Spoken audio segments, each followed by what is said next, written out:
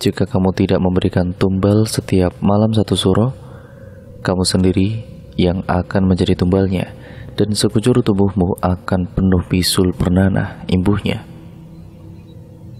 Pak Heru pun mengangguk menjawab ucapan dari sosok Dewi Lanjar. Kalau kamu sudah siap merelakan orang yang kamu sayangi, potong ayam hitam itu, ucapnya.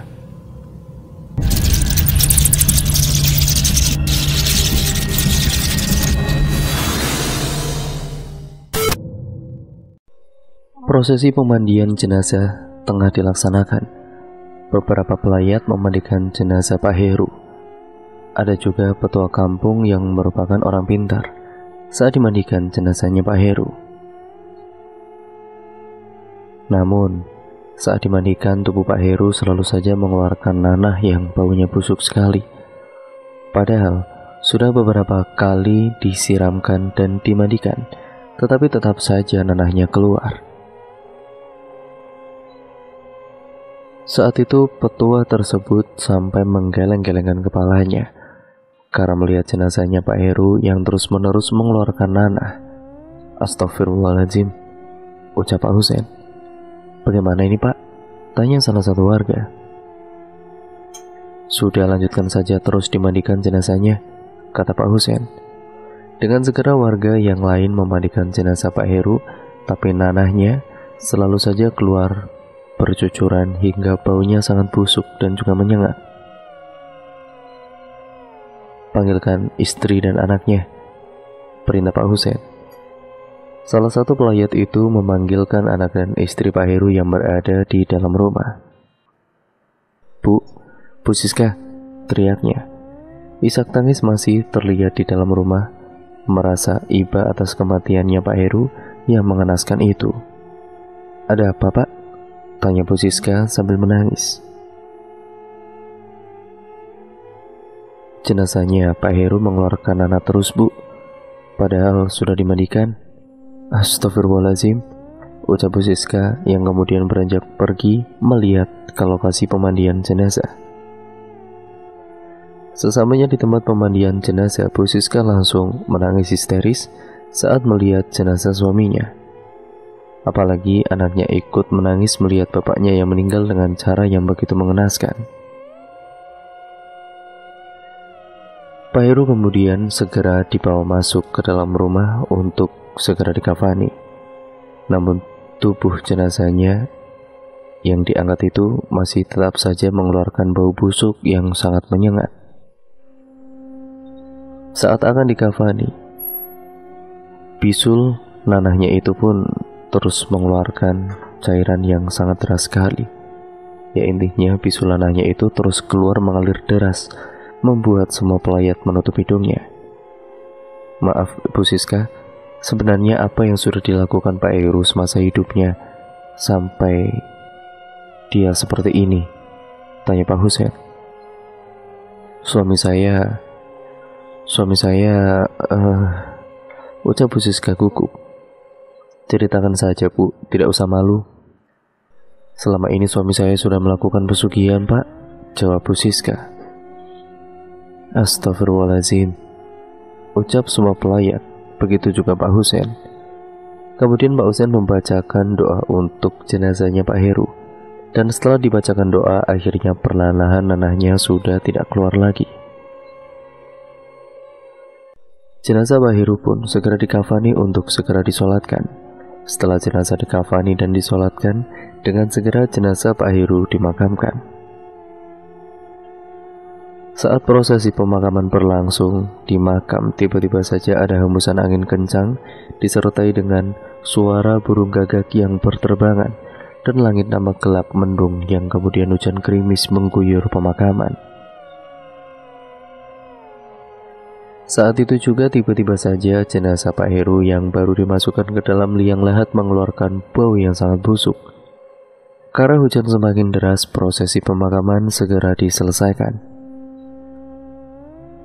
Setelah pemakaman dilakukan, semua pelayat pun berhamburan. Ya, mereka pulang lalu pergi dari pemakaman itu.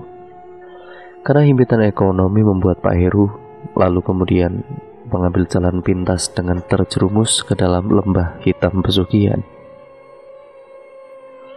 Saat itu Pak Heru bekerja sebagai office boy di salah satu kantor yang ada di kota.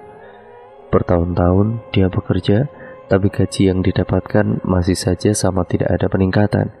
Padahal Pak Heru sudah bekerja semaksimal mungkin. Apa yang dikerjakan di mata bosnya itu selalu salah. Mulai dari mengepel dan menyapu, Pak Heru sangat rajin bekerja namun selalu dimarahi dan selalu disalahkan, membuat Pak Heru bosan bekerja di tempat itu. Karena sudah bertahun-tahun bekerja, tetap saja tidak ada peningkatan sama sekali, tidak sebanding dengan apa yang sudah dilakukan. Sudah bekerja keras, rajin, sekuat tenaganya, tapi gaji yang diterima masih saja sama. Sehingga suatu ketika Pak Heru yang sedang mengelap kaca bagian ruangan kantor, dia sempat melamun. Kerja terus begini bertahun-tahun tapi gaji tidak meningkat. Selalu disalahkan bos, dibentak. Aku gak bisa begini terus. Untuk kebutuhan anak dan istri saja tidak cukup, batinnya. Beberapa saat kemudian bos Pak Heru pun datang dan menegur dia karena tengah melamun. Kamu itu niat kerja gak sih? Kerja kok malah melamun terus. Kamu itu mau saya pecat apa gimana? Bentak bosnya. Namun Pak Heru hanya bisa terdiam mendengarkan apa yang diucapkan oleh bosnya itu. Mentang-mentang bos bisa seenaknya bentak-bentak, gumam Pak Heru naik pitam. Sore hari tiba, saatnya karyawan pulang dari kantor. Namun tidak untuk Pak Heru, dia harus pulang terlambat karena harus membersihkan lantai dan mencuci gelas-gelas milik karyawan. Dengan rajin Pak Heru mencuci gelas dan menyapu lantai. Sebelum pulang, pekerjaannya itu bukan hanya dia yang melakukan sendirian, tapi ada beberapa OB yang lain, mereka saling membagi tugasnya. Singkat ceritanya, setelah semua pekerjaannya sudah selesai, Pak Heru segera pulang ke rumahnya. Dengan mengendarai motor bututnya, Pak Heru pulang sekitar pukul 7 malam. Perjalanan dari kantor menuju ke rumahnya itu sekitar 20 menit. Letaknya cukup jauh dari rumahnya.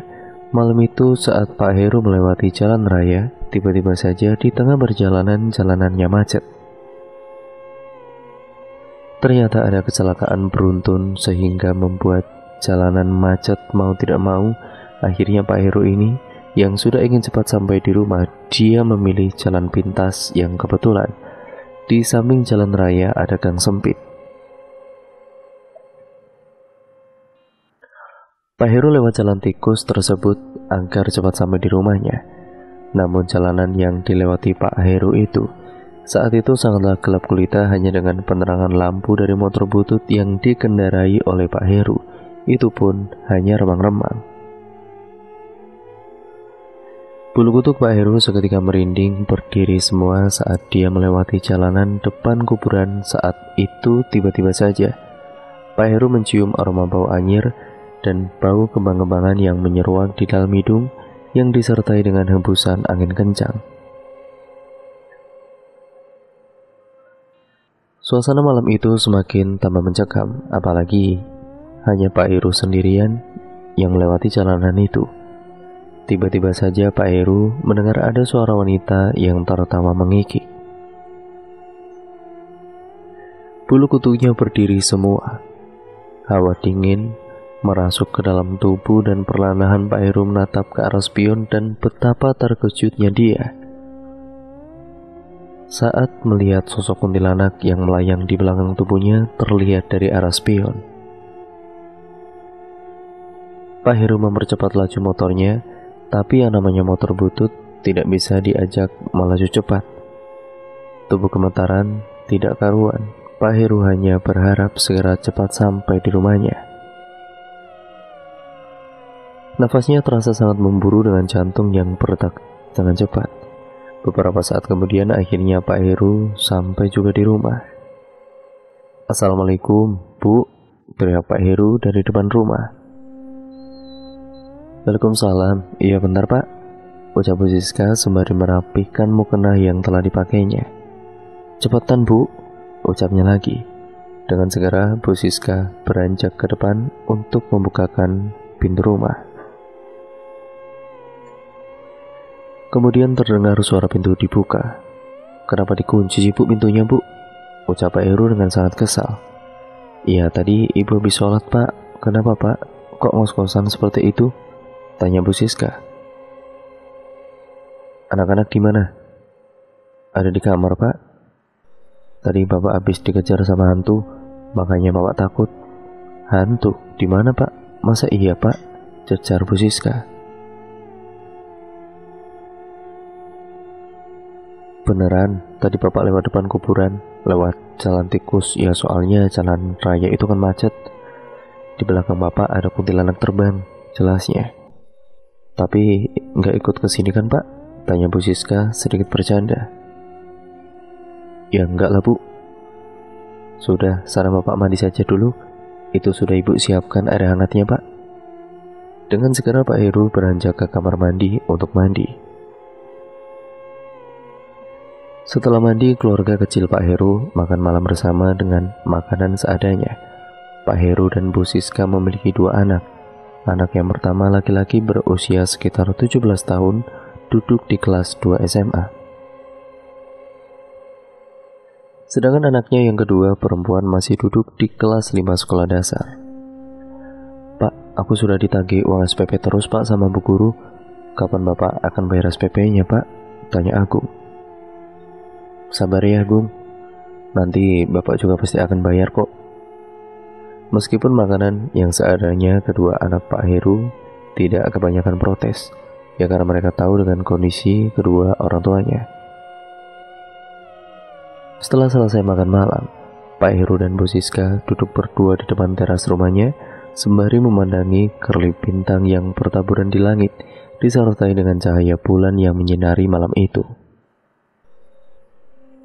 Bu, Bapak sudah kerja bertahun-tahun tapi hidupnya gini-gini aja, tidak ada perubahan. Gajinya tidak nambah sama sekali, yang ada terus dibentak, disalahkan sama bos. Bapak pengen buka usaha aja Bu, tapi Bapak bingung mau usaha apa, modal dari mana juga, ucap Pak Heru. Sabar Pak, rezeki sudah ada yang ngatur, lebih baik Bapak perbanyak ibadah saja. Ya, begitulah Pak, namanya juga hidup. Ya tapi Bapak nggak bisa begini terus Bu. Apalagi itu kan anak-anak sudah pada gede, kebutuhannya semakin banyak, ujar Pak Heru. Iya Pak, Ibu tahu. Tapi mau bagaimana lagi Pak? Kalau Bapak mau pindah, mau kerja apa? Seketika suasana menjadi hening dan saling terdiam satu sama lain dan berpikir. Pak Heru pun menghela nafas panjangnya karena telah lelah dengan keadaannya. Singkat ceritanya, pagi hari kebetulan Pak Heru libur kerja. Dia berdiam diri di rumah sembari memainkan ponselnya di depan teras rumah. Beberapa saat kemudian, istrinya datang menghampiri Pak Heru. Sedang apa Pak? Ini Bu, sedang lihat berita. Tiba-tiba saja ponsel yang digenggamnya itu berdering ada notifikasi panggilan telepon dari teman Pak Heru. Dengan segera dia mengangkat telepon dari teman lama yang bernama Pak Muji. Halo, gimana Ci? Ada apa? Tanya Pak Heru. Kamu bisa datang gak hari ini ke rumahku? Ucap Pak Muji. Memangnya ada apa Ci? Tumben banget. Sini kumpul sama teman-teman lama. Oh iya, nanti aku segera ke sana, jawab Pak Heru. Kemudian sambungan telepon itu pun dimatikan setelah obrolan sudah selesai. Siapa Pak? Muji Bu, teman lama Bapak. Kenapa Pak, ada apa? Ada acara kumpul-kumpul dengan teman Bu. Bapak disuruh ke sana sekarang, ikut kumpul, kata Pak Heru. Oh ya sudah, Bapak ikut saja sana. Iya Bu, kalau begitu Bapak siap-siap dulu ya. Bu Siska pun kemudian mengangguk bertanda mengiyakan apa yang diucapkan oleh Pak Heru. Beberapa saat kemudian Pak Heru keluar sudah rapi. Saat akan melanjutkan perjalanan ataupun melajukan motornya, Pak Heru ini merasakan motor yang ditumpanginya itu terasa sangat berat sekali. Dengan segera Pak Heru mengecek ban motor dan ternyata benar ban motornya itu bocor. "Kenapa, Pak?" tanya Bu Siska yang sedari tadi duduk di depan teras. "Ini, Bu, tiba-tiba saja ban motorku kok bocor, Bu." "Ya sudah, biar nanti Ibu bawa ke bengkel saja. Bapak naik angkutan saja, Pak." "Iya, Bu, tolong ya, Bu. Ini nanti dibawa ke bengkel," kata Pak Heru. Beberapa saat kemudian Pak Heru segera berangkat dengan naik angkutan. Rumahnya Pak Muji dari rumah Pak Heru itu cukup jauh, sekitar 30 menit perjalanan. Dalam perjalanannya, Pak Heru mendengar cerita dari dua orang bapak-bapak di sampingnya. Mereka membicarakan tentang pesugihan Dewi Lanjar. Pak Heru mendengarkan dengan seksama kedua telinganya hingga dia mendengar semua pembicaraan, bahkan alamat tempat pesugihan tersebut. Beberapa saat kemudian Pak Heru sampai di depan rumah Pak Muji yang kebetulan rumahnya berada tepat di pinggir jalan. Jadi Pak Heru bisa langsung turun dari angkutan tepat di rumah Pak Muji. Di depan rumah Pak Muji sudah ada beberapa temannya yang kumpul-kumpul. Pak Heru pun segera ikut ngumpul dengan teman-temannya itu. "Hei, Her, apa kabar? Sini duduk," ucap Pak Muji. Terlihat semua teman-temannya itu sudah sukses, semuanya sudah membawa mobil mewah pribadi masing-masing. Hanya Pak Heru saja yang datang dengan naik angkutan umum. Namun tanpa gengsi, Pak Heru segera ikut berkumpul dengan teman-temannya itu. Mereka saling berbincang satu sama lain dan menceritakan kehidupan masing-masing keluarganya, sembari melepas kangen karena sudah lama sekali tidak pernah bertemu. Singkat ceritanya, Pak Heru kembali bekerja ke kantor sebagai office boy. Setiap pagi dia selalu menyapu, mengepel lantai, bahkan juga membuatkan kopi untuk karyawan kantor yang lain. Di sela-sela istirahatnya, di tengah-tengah terduduk di dapur sembari melamun. "Apa aku melakukan pesugihan saja ya? Seperti yang diucapkan kedua bapak kemarin di angkot," batinnya sembari melamun dengan tatapan kosong.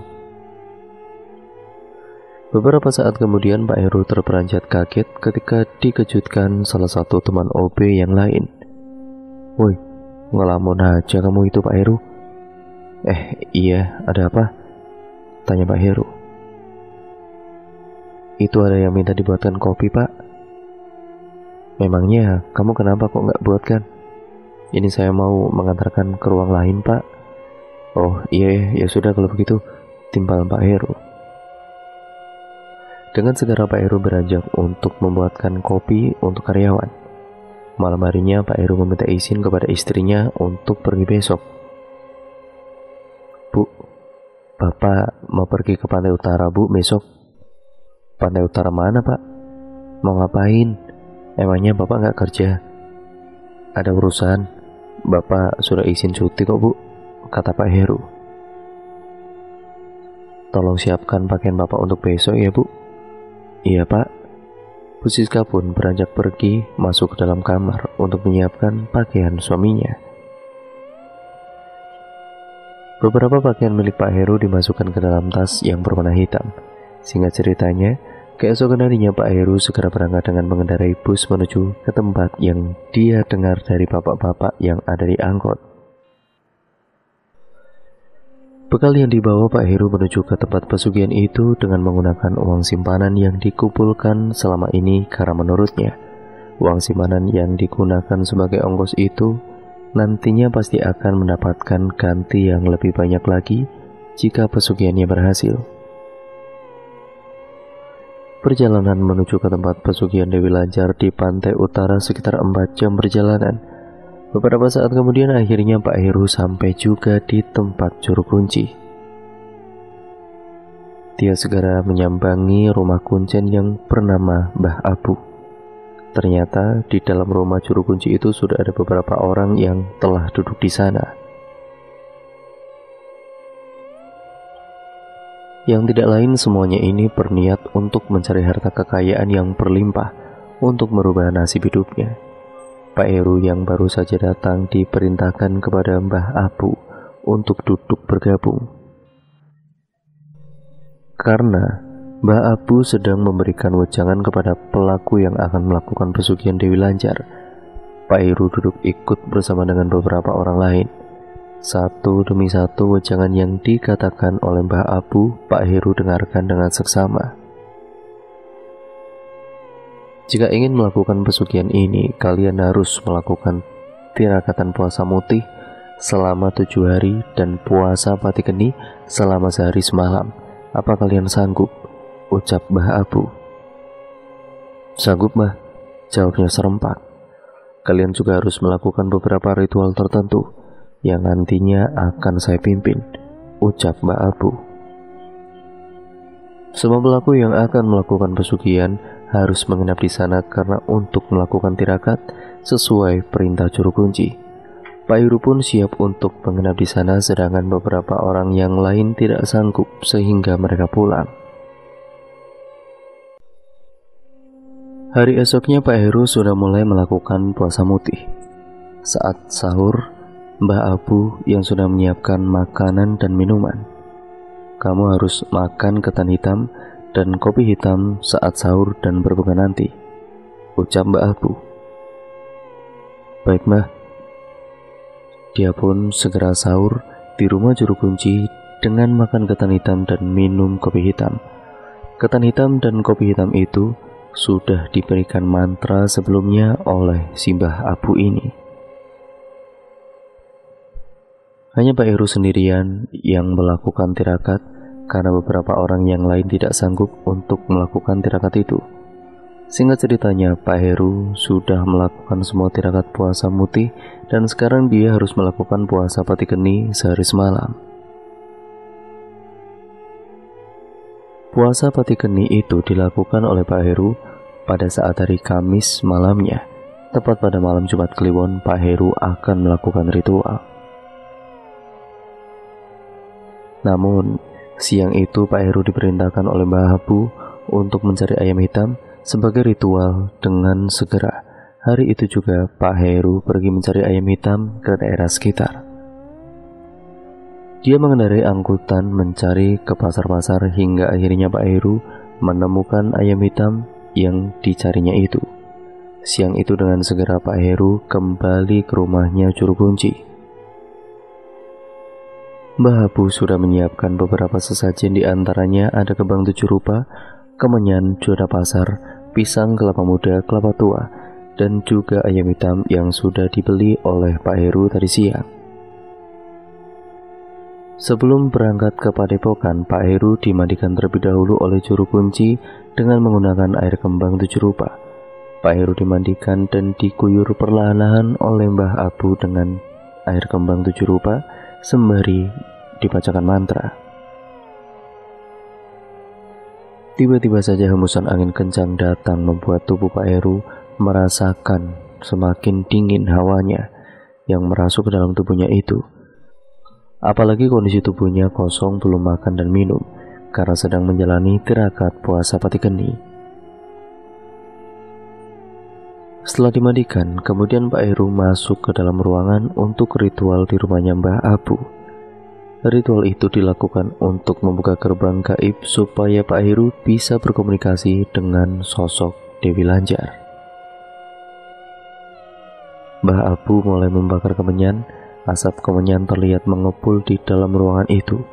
Di dalam ruangan ritual, nuansanya berinterior serba warna hitam semua. Banyak juga keris-keris yang terpasang di dinding membuat Pak Heru merinding di dalam ruangan ritual itu saat Mbah Abu sedang membacakan mantranya. Beberapa saat kemudian hembusan angin kencang kembali masuk ke dalam ruangan ritual dan brak, suara pintu ruangan itu yang tiba-tiba tertutup dengan sendirinya. Gorden jendela di dalam ruangan itu juga bergoyang kencang, namun Mbah Abu terlihat masih terus membacakan mantranya dengan mulut yang berkomat-kamit dan kedua mata yang dipejamkan. Sedangkan Pak Heru merasa bulu kutubnya merinding, berdiri semua, tubuhnya gemetaran dengan keringat yang bercucuran. Saat itu juga terdengar suara burung gagak tepat di atap rumah Mbah Abu. Beberapa saat kemudian, Mbah Abu ini sudah selesai membacakan mantranya, yang kemudian Pak Heru diberikan pakaian serba berwarna hitam. "Pakai baju ini tanpa menggunakan pakaian dalam," ucap Mbah Abu. Dengan segera Pak Heru mengenakan pakaian yang berwarna hitam tersebut. Setelahnya Mbah Abu mengajak Pak Heru pergi ke tempat padepokan untuk melakukan ritual selanjutnya. Semua sesajen pun dibawa beserta dengan ayam hitam untuk melakukan ritual. Pak Heru dan juga Mbah Abu berjalan menuju ke tempat padepokan dengan melewati jalan setapak di tengah hutan di kegelapan malam yang hanya diterangi dengan menggunakan obor yang dibawa oleh Mbah Abu. Sedangkan Pak Heru membawakan sesajen yang berjalan mengekor di belakang Mbah Abu. Suara burung dan juga hewan di dalam hutan itu saling bersaut-sautan, yang disertai dengan suara tawa wanita mengikik membuat bulu kutub Pak Heru kembali berdiri. Namun dia harus tetap melawan ketakutannya itu. Perjalanan yang mereka lalui itu sekitar 20 menit. Beberapa saat kemudian Pak Heru dan Mbah Abu sampai juga di tempat padepokan. Sesamanya di padepokan, Pak Heru dipersilakan untuk duduk menghadap ke arah pantai utara. Sesajen tadi diletakkan tepat di hadapannya Pak Heru, yang kemudian Pak Heru diberikan mantra oleh Mbah Abu. Bacakan mantra itu tepat pukul 12 malam. Di dalam padepokan itu sudah ada jam dinding sehingga dia tahu kapan harus membacakan mantranya. Di depan Mbah Heru sudah ada kursi yang berbentuk seperti kursi kerajaan yang menghadap ke arahnya. "Jika ada gangguan, jangan dihiraukan. Saya pulang dulu. Setelah ritual selesai, segera kembali ke rumah saya," ucap Mbah Abu. "Baik, Mbah," jawabnya dengan singkat. Beberapa saat kemudian Mbah Abu pergi meninggalkan Pak Heru sendirian di padepokan itu. Hingga tiba tepat waktu pukul 12 malam, Pak Heru ini segera membacakan mantranya. Mantra itu dibacakan oleh dia sampai beberapa kali. Selama beberapa saat, tiba-tiba saja ada hembusan angin kencang masuk ke dalam padepokan itu, disertai dengan wangi harum khas kembang-kembangan menyeruak ke dalam hidung Pak Heru. Pak Heru merinding gemetaran ketika dia melihat ada sosok Dewi Lanjar tengah duduk di kursi hadapannya.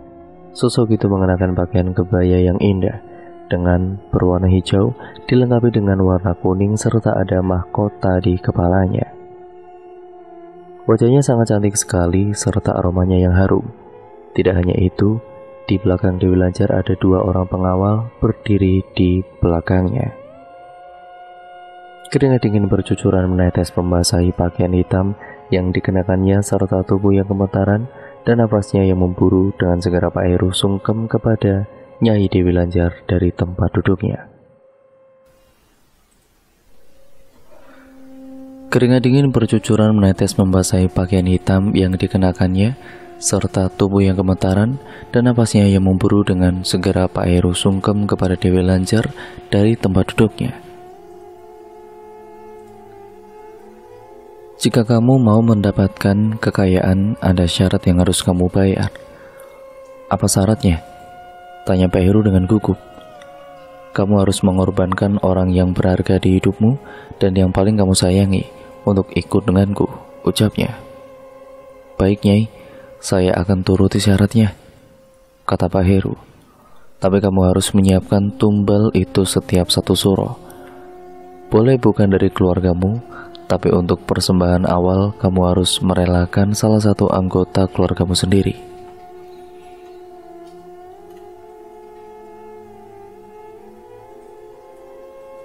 "Jika kamu tidak memberikan tumbal setiap malam 1 suro, kamu sendiri yang akan menjadi tumbalnya, dan sekujur tubuhmu akan penuh bisul bernanah," imbuhnya.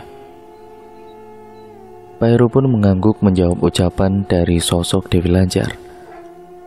"Kalau kamu sudah siap merelakan orang yang kamu sayangi, potong ayam hitam itu," ucapnya.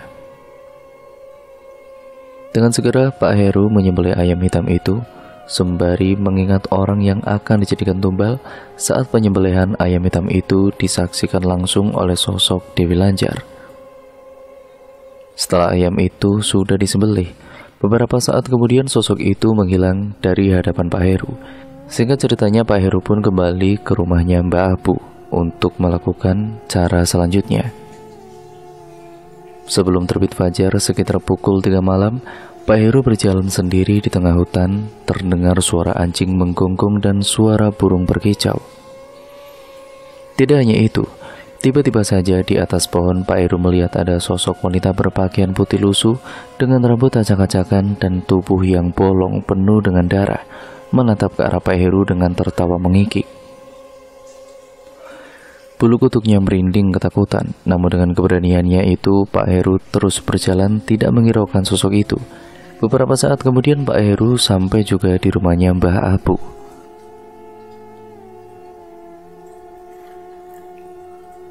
Terlihat beliau sudah menunggu kedatangan Pak Heru. Esok paginya Pak Heru diberikan makanan dan minuman oleh Mbah Abu. Seperti biasa Pak Heru makan ketan hitam dan minum kopi hitam. Setelah itu Mbah Abu memberikan syarat kembali setelah Pak Heru pulang. Siapkan kamar khusus untuk melakukan ritual setiap malam Jumat Kliwon, dan kamu harus berbaring di kamar itu dengan tubuh yang menyilang di pintu. Dan malam itu kamu membacakan mantra, nanti sosok Dewi Lanjar akan datang ketika kamu memejamkan kedua mata, dan kamu bisa berkomunikasi dengannya, jelas Mbah Abu. "Baik Mbah, saya mengerti. Kalau begitu pulanglah. Tumpukan uang sudah menantimu di bawah kasur," ucap Mbah Abu. "Kamu jangan kaget kalau saat kamu pulang di rumah kamu sudah ada banyak orang. Karena itulah orang yang sudah kamu relakan atas syarat yang kamu lakukan itu," imbuhnya. Seketika Pak Heru terdiam dan lemas seketika. Dengan segera Pak Heru kembali pulang ke rumahnya, dan benar sesamanya di rumah Pak Heru melihat sudah banyak orang yang datang serta terlihat ada bendera kuning. Pak Heru langsung masuk ke dalam rumah untuk melihat jenazah anak perempuan yang kedua itu terlihat terbujur kaku dengan sekujur tubuh berwarna hitam seperti terbakar, serta ada sayatan berwarna merah di bagian lehernya.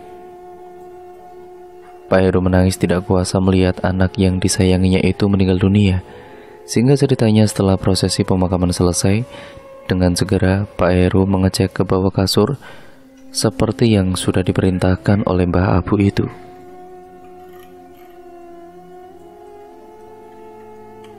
Saat melihat ke bawah kasur, betapa terkejutnya Pak Heru melihat banyak sekali tumpukan uang yang selama ini belum pernah dia miliki. Pak Heru pun sangat senang sekali. Dan semenjak itu Pak Heru sudah tidak lagi bekerja di kantor jadi office boy lagi. Dia membuka usaha sendiri dengan toko barang elektronik di pasar. Bahkan Pak Heru juga sudah bisa merenovasi rumahnya menjadi mewah berlantai 2. Dia juga sekarang sudah memiliki mobil mewah yang terparkir di garasi rumahnya. Setiap malam Jumat Kliwon, Pak Heru selalu melakukan ritual untuk meminta harta kekayaan kepada Dewi Lanjar. Pak Heru tertidur menyilang di depan pintu sembari memejamkan kedua matanya dan kemudian merapalkan mantranya. Kemenyan sudah dibakar oleh dia sebelumnya. Beberapa sesajen juga sudah disiapkan. Hembusan angin kencang masuk ke dalam kamar ritual tersebut, disertai dengan aroma yang sangat wangi sekali. Di dalam pejaman matanya, dia melihat sosok Dewi Lanjar yang cantik menawan. Kemudian Pak Heru mulai berkomunikasi dengan sosoknya. Keesokan harinya, di bawah kasur tempat tidurnya sudah ada banyak sekali tumpukan uang yang sangat banyak sekali, karena ritual yang dilakukan tadi malam. Singkat ceritanya, Pak Heru semakin kaya raya, usaha toko material tersebut selalu ramai pembeli. Setiap harinya di sisi lain, Bu Siska di dalam rumahnya selalu melihat ada sosok bayangan hitam yang masuk ke dalam ruangan kamar khusus untuk melakukan ritual. Namun Bu Siska selalu tidak diperbolehkan oleh Pak Heru untuk masuk ke dalam ruangan itu. Dia juga setiap malam selalu mendengar ada suara wanita yang bersenandung di belakang rumah. Saat itu Bu Siska sedang masak di dapurnya.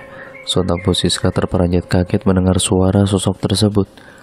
Bulu kuduknya merinding dengan perlahan-lahan Bu Siska mengintip dari balik jendela dapurnya. Terlihat ada sosok wanita dengan rambut acak-acakan dengan pakaian putih membelakangi Bu Siska dengan bersenandung ria. Dia pun seketika langsung merinding, bulu kuduknya berdiri semua. Saat Bu Siska menatap ke arah sosok itu, tiba-tiba saja sosok itu memanglingkan wajah ke arah Bu Siska. Terlihat wajahnya hancur berlumuran darah dengan kedua mata yang berwarna putih melotot senyum menyeringai. Sontak Bu Siska terperanjat ketakutan, napasnya tidak beraturan, tubuhnya gemetaran. Dengan segera Bu Siska berlari tempirit-pirit masuk ke dalam kamarnya. Di dalam rumahnya, Pak Heru menyewa jasa pembantu untuk bantu-bantu bersih-bersih di rumahnya itu. Entah kenapa Pak Heru ini selalu saja bersikap sangat baik kepada Mbok Inem. Bahkan gaji yang diberikan kepada Mbok Inem oleh Pak Heru juga sangat banyak, membuat dia betah bekerja bersama dengan Pak Heru di situ. Suatu ketika Mbok Inem jatuh sakit, dengan sigap Pak Heru memberikan perhatian lebih kepada Mbok Inem. "Mbok, kalau masih sakit istirahat saja nggak apa-apa, Mbok. Tidak usah kerja dulu," ucap Pak Heru dengan ramah. Kebetulan Mbok Inem tinggal di rumahnya Pak Heru setiap harinya. Saat tertidur, Mbok Inem ini bermimpi. Di dalam mimpinya Mbok Inem berada di sebuah lorong yang sangat gelap. Hanya ada sorot sinar remang-remang dari depan lorong itu. Dan tiba-tiba saja Mbok Inem dikelilingi oleh banyak orang dengan menggunakan pakaian jubah hitam, lalu menarik tangan Mbok Inem dengan paksa. Entah mau dibawa kemana. "Tidak, lepas, lepas," teriaknya. Namun Mbok Inem tetap saja ditarik oleh beberapa orang tersebut. Kemudian Mbok Inem dibawa ke sebuah galian tanah. Saat itu dia didorong masuk ke dalam galian tanah itu. Wah! Seketika Mbok Inem terperanjat bangun. Dengan napas yang tersengal-sengal, keringat dingin membasahi daster dan yang dikenakannya itu. Dan saat Mbok Inem melihat ke arah jam dinding, dia melihat kalau jam masih menunjukkan dini hari. Bu Siska yang saat itu sedang dari kamar mandi buang air kecil, mendengar teriakan Mbok Inem, langsung menghampiri ke kamarnya Mbok Inem. "Mbok, Mbok, Mbok," ucap Bu Siska. Dia mencoba membuka engsel pintu kamar Mbok Inem dan ternyata tidak terkunci. Dengan segera Bu Siska masuk ke dalam kamar.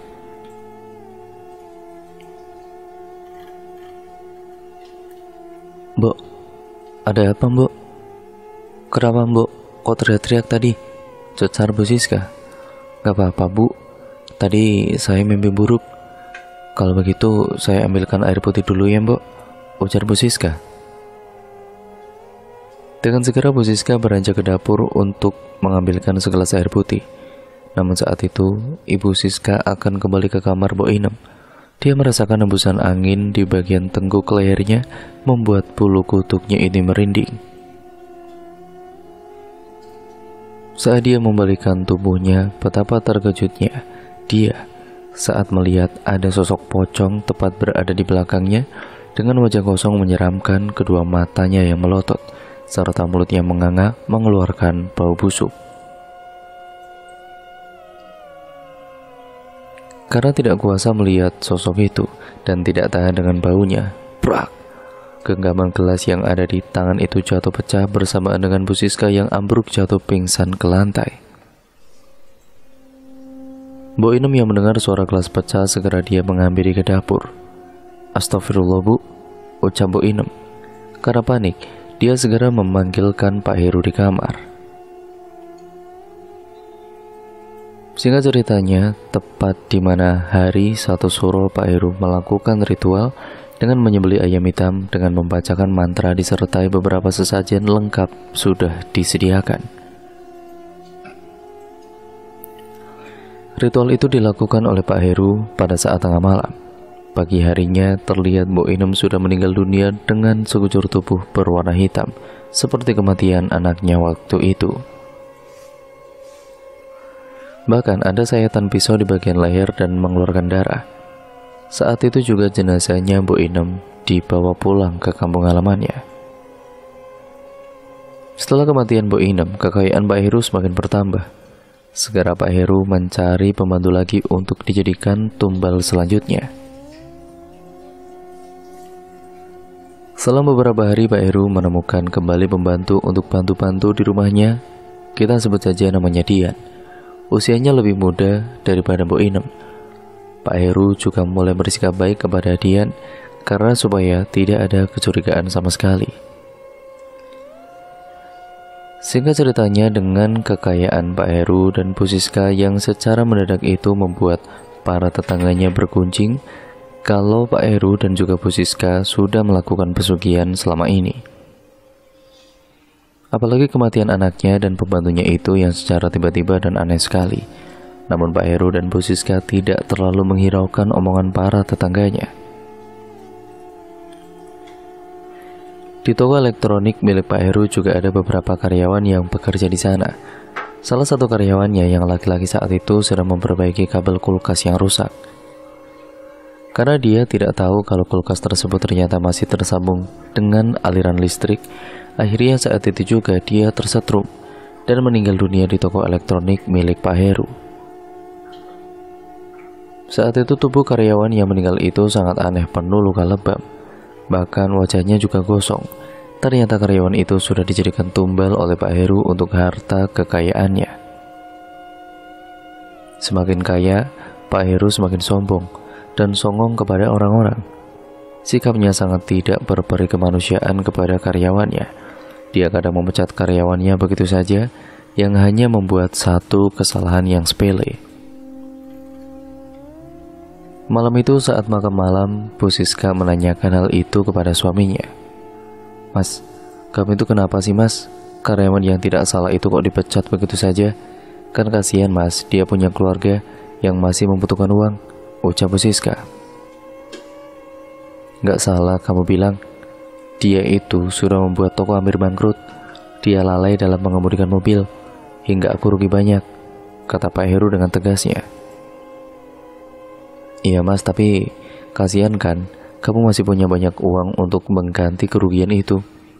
Sudahlah, kamu itu tidak usah ikut campur bu," ujarnya. Bu Siska pun hanya bisa terdiam, tidak bisa melawan ucapan dari suaminya. Saat itu juga Pak Heru segera pergi keluar ke rumah. Dia pergi ke tempat klub malam dan bertemu dengan banyak wanita penghibur di sana. Dia berfoya-foya bahkan meminum minuman keras. Di klub malam itu Pak Heru bertemu dengan temannya yaitu Pak Muji dan beberapa teman lamanya yang lain. Her, sudah sukses sekarang kamu ya? Bisa pergi ke tempat seperti ini segala," ucap Pak Muji. "Iya dong, masa kamu saja yang bisa pergi ke tempat seperti ini?" kata Pak Heru. "Baguslah, ada perubahan, gak kere terus. Palingan juga kamu melakukan pesugihan kan?" timpal Pak Muji. "Maksudmu apa Ji?" ucap Pak Heru naik pitam. Pak Heru naik pitam dengan omongan yang dilontarkan oleh Pak Muji dan pengaruh minuman keras membuatnya semakin emosi. Namun pertengkaran itu dilerai oleh beberapa temannya yang lain. Besok paginya, Pak Heru ini kemudian kembali pulang ke rumah dengan jalan sempoyongan. "Astagfirullah mas, kamu mabuk mas?" tanya Bu Siska. Pak Heru hanya menghindar saja apa yang diucapkan oleh Bu Siska.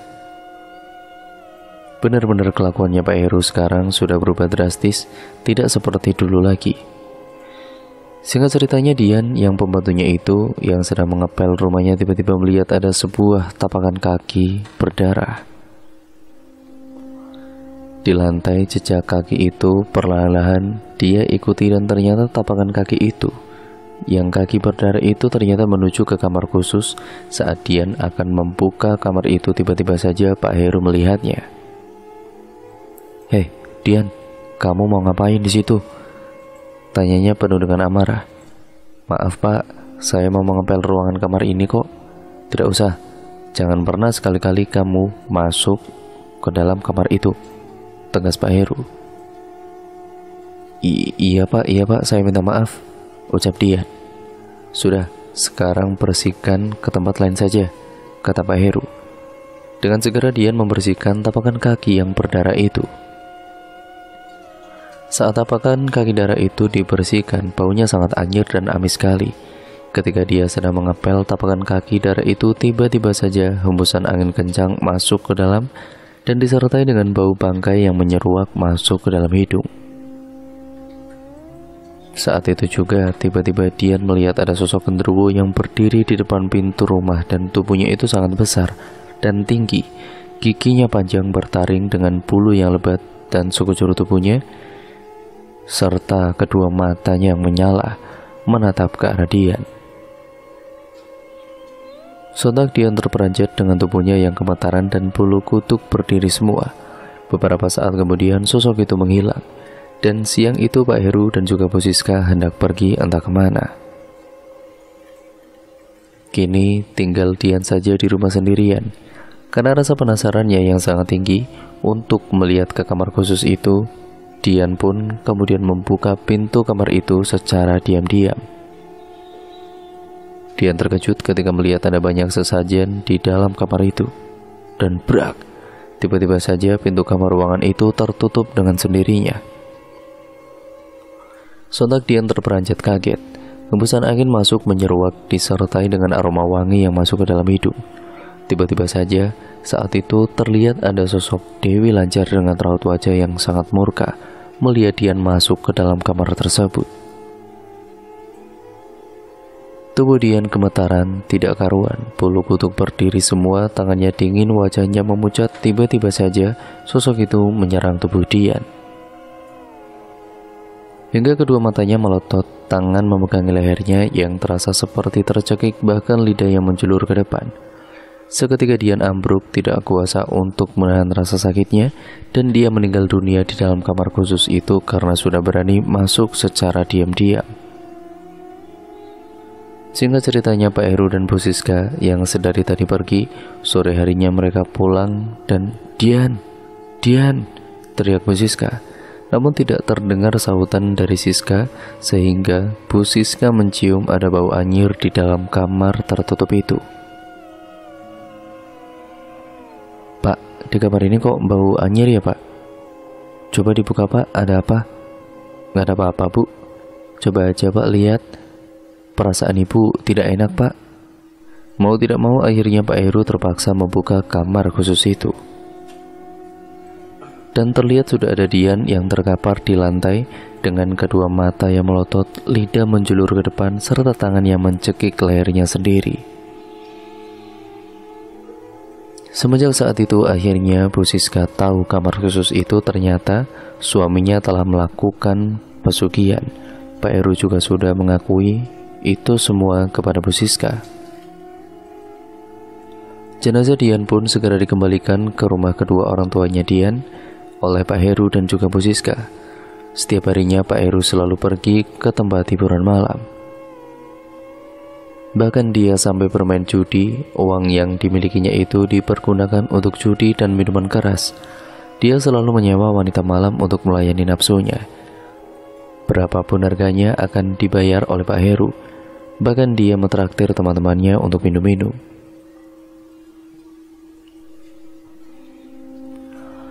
Malam itu anak pertama, yaitu Bayu, sedang menonton televisi pertandingan bola tengah malam sendirian. Tiba-tiba saja saat dia sedang asik menonton televisi yang ada di hadapannya itu mati sendiri. Sontak Bayu kaget pada lampu yang ada di dalam rumahnya itu, yang lainnya itu tidak padam. Hembusan angin kencang tiba-tiba masuk ke dalam rumah. Padahal semua jendela dan pintu rumah sudah tertutup rapat, tidak ada celah sedikit pun. Tapi hembusan angin itu masuk dan dia mencium bau busuk, yaitu bau bangkai serta bau kembang-kembangan. Namun dia tidak terlalu menghiraukan akan hal itu. Bayu menghidupkan kembali televisi dengan remote-nya. Beberapa saat kemudian gorden jendelanya seketika terbuka sendiri. Sontak dia terkejut, ketakutan, bulu kuduknya berdiri semua.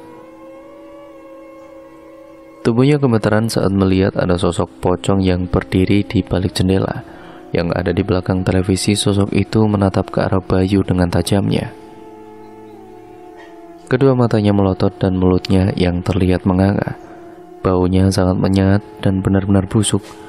Bayu yang tidak kuasa melihat sosok itu akhirnya pingsan dan wah. Saat itu dia pingsan di depan televisi hingga pagi. Keesokan paginya Pak Heru baru saja pulang dari tempat hiburan. Dia melihat anaknya tertidur di lantai. Dengan segera dia membangunkan Bayu anaknya. Bayu, Bayu, bangun Bay, ucap Pak Heru sembari menepuk tubuh Bayu. Beberapa saat kemudian Bayu pun terbangun sembari mengucek kedua matanya. Ngapain kamu tidur di lantai? Apa gak masuk angin kamu? Tadi malam aku lihat setan Pak. Setan? Setan apa ah? Gak ada. Kamu itu berhalusinasi saja paling. Udah sana bangun, siap-siap sekolah, ucap Pak Heru. Ada apa ini? Timbal Bu Siska yang baru bangun. Ini loh Bu, Bayu semalam tidurnya di lantai, ucap Pak Heru. Saat itu Bayu segera menuju ke kamar mandi, tidak mau menceritakan semuanya karena percuma, tidak ada yang akan percaya menurutnya. Bayu memang anak kesayangan Pak Heru yang semua keinginannya selalu saja dituruti. Pagi itu mereka sarapan bersama dengan nasi goreng buatan Bu Siska. Karena semenjak Dian meninggal, di rumah Pak Heru belum mendapatkan pembantu baru.